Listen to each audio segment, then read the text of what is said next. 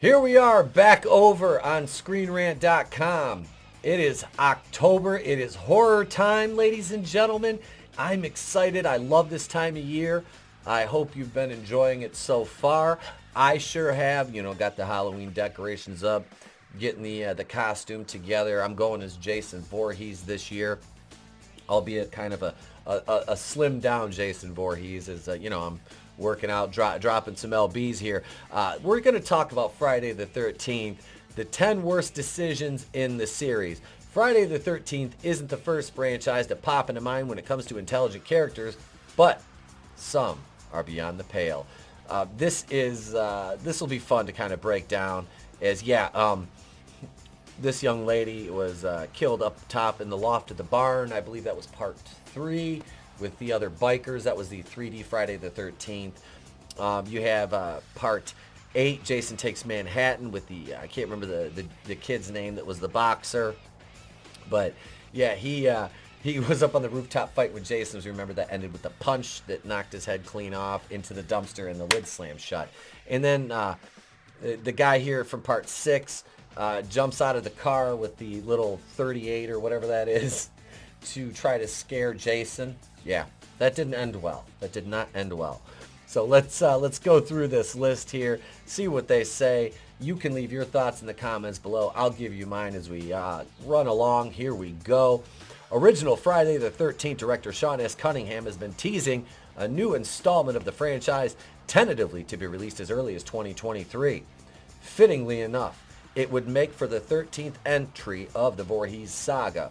And with a recently resolved lawsuit, it's never been so long a wait or more arduous a journey getting to the unlucky number.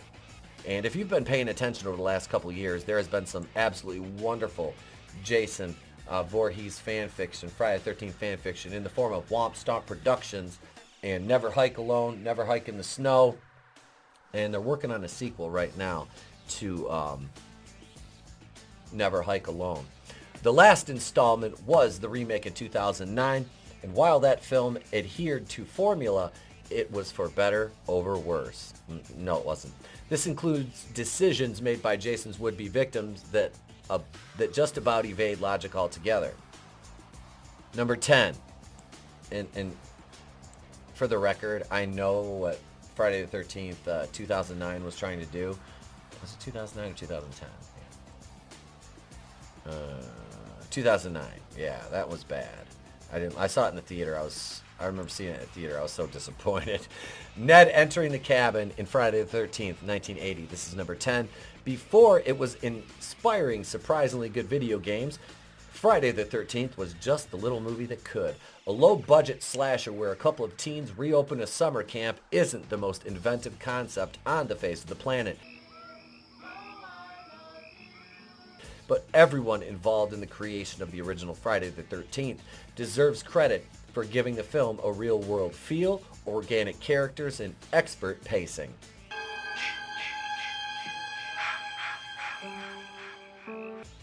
I love the first one, even though Jason's not in it. You know, and I wish I could show trailers for these. I could show clips over it. Doing anything, we were just messing around. Little clips here and there. But, just over the dialogue to the video. But they're so uptight with copyright stuff, and I've danced around it on a few videos, and we'll try to do that here.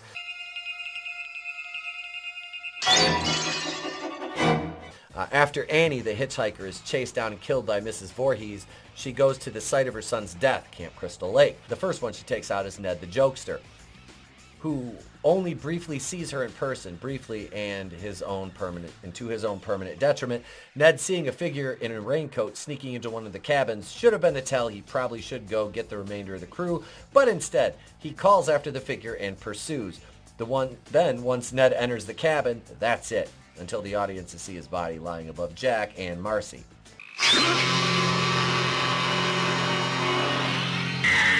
Number 9.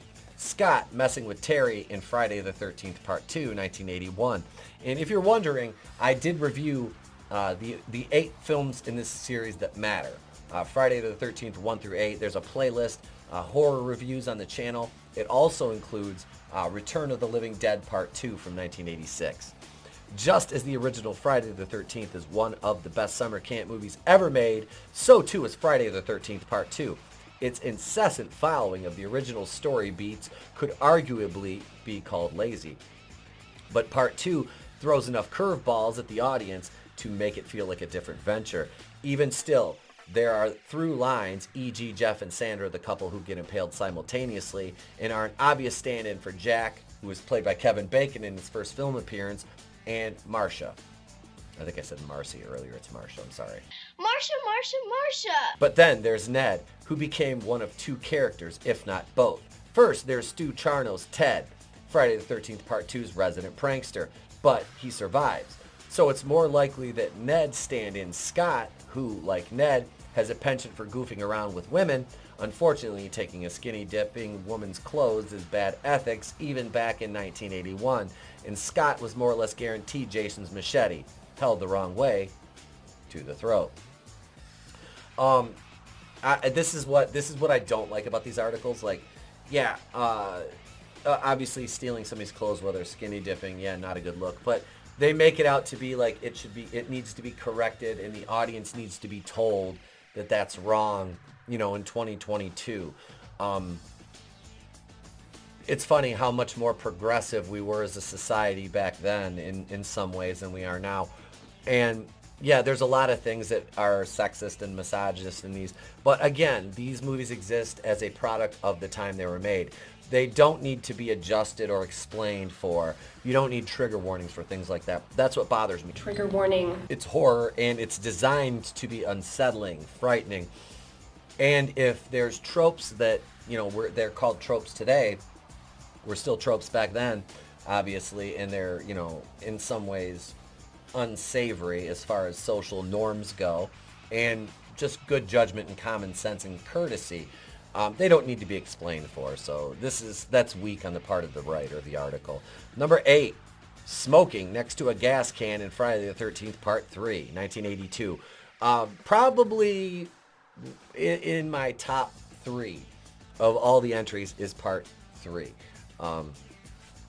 These guys, the bikers, were comedic yet threatening, and you were very satisfied to see them meet their end. But one of them did have a bit of a kind of a redemption.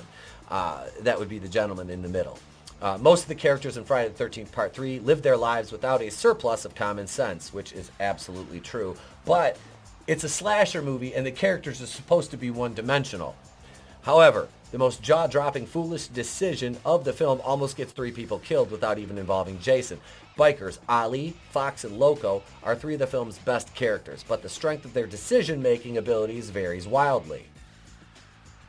Jason was terrifying in this one, too. He really was. After 2 of Higgins Haven's temporary residents back into their bikes, the trio decides to get revenge by burning down the estate's cabin. However, Loco thinks it's safe to smoke a cigarette directly next to an open gas tank. And it was, I think, Joey was the fat kid with the curly hair that backed into their bikes when him and, I can't remember the girl's name, but they went to the store. Number 7, Fox going for a swing in Friday the 13th Part 3. Yes, right back to Part 3. Fox survives Loco smoking next to the open gas tank, but she unfortunately makes an equally ridiculous decision follows when she sees a rope on the barn's second floor. It leads to a memorable off-screen death and inevitable reveal, which that was a lot of the fun part, was the jump scares and the shock value of seeing the bodies reveals after Jason killed them and had placed them strategically, which was obviously very unrealistic, but still very fucking cool as far as the movies went. But Fox's decision to forego their established anonymity for short-lived playground time was ill-advised. Unlike Loco and Fox, Ali's decision-making is only ill-advised because of who he's taking on. First, it's when he discovers his 2 friends, Jason incapacitates him and takes an arm, which would make many play dead even if they somehow survive. But instead, Ali threw his life on the line for Chris Higgins, the film's protagonist. Number 6, Darren getting out of the car in Friday the 13th, Part 6, Jason Lives. My favorite entry into this franchise, Part 6, Jason Lives. Best soundtrack, best version of Jason.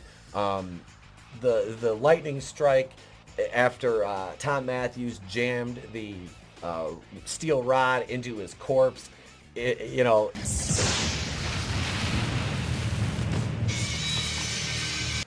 Yes, everything yes about this. Tom McLaughlin's Friday the 13th, Part 6, Jason Lives is undoubtedly the smartest film of the franchise, very meta. But the same can't be said of all its characters. This includes Tony Goldwyn's Ghost scandal. He was the bad guy in Ghost. I referenced that earlier. I just couldn't think of his name.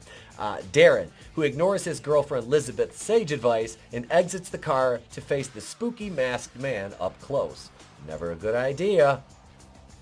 Darren gets stabbed with a pole and thrown like he's nothing.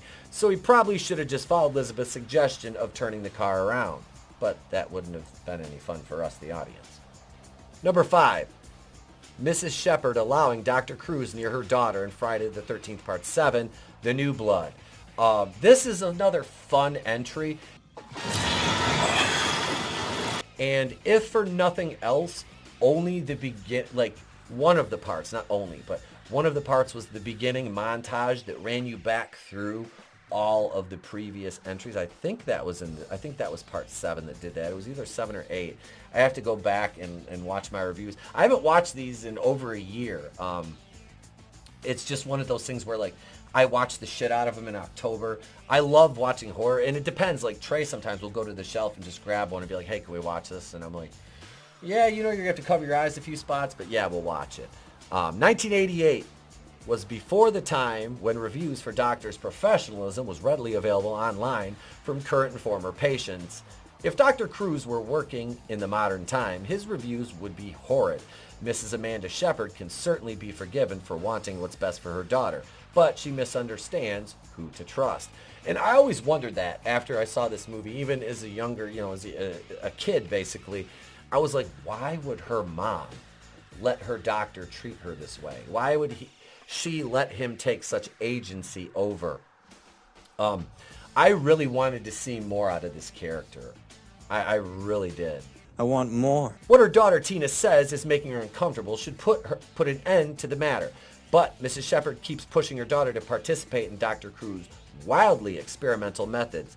Once he suggests spending a weekend at the cabin that also happens to stand as the geological source of Tina's trauma, Mrs. Shepard probably should have asked if he was just after a paid vacation. This one was pretty wacky, but still very, very cool. Yes, number 4. Fist fighting Jason in Friday the 13th, Part 8, Jason Takes Manhattan, 1989. If only for how hard he fought, Friday the 13th, Part 8, Jason Takes Manhattan's Julius is one Friday the 13th character that deserved to live.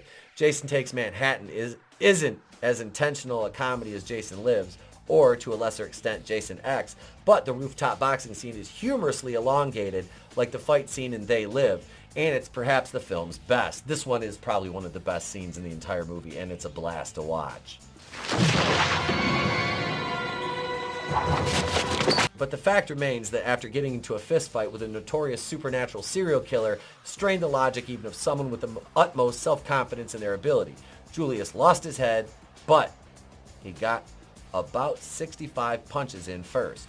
So good for Julius, and like I said, this scene was a blast. This is the theatrical trailer. They originally wanted to do a lot more to showcase New York more, but it was budgetary reasons, which I believe I covered in my review when I did that. Number 3, half-hearted advice in Jason Goes to Hell, The Final Friday, 1993.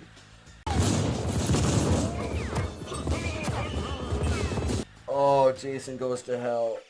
I begged my mom to take me to the theater to see this, which she obliged because I'd seen every one of the movies, multiple times. All the Nightmare on Elm Streets and Friday the 13th and Halloween's, Hellraisers, Child's Play, all the horror genre, up to this point.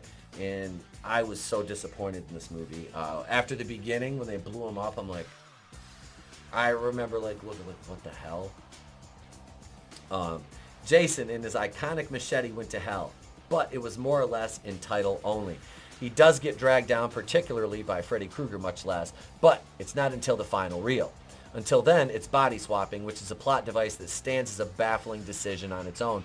And I gotta give a shout out to Fanzine from Fanzine Vids on this one, because he interviewed the director of this, Adam Marcus, who was the friend of Sean S. Cunningham's son, and Sean S. Cunningham instructed him to get rid of the damn hockey mask, and that is where all this was derived from.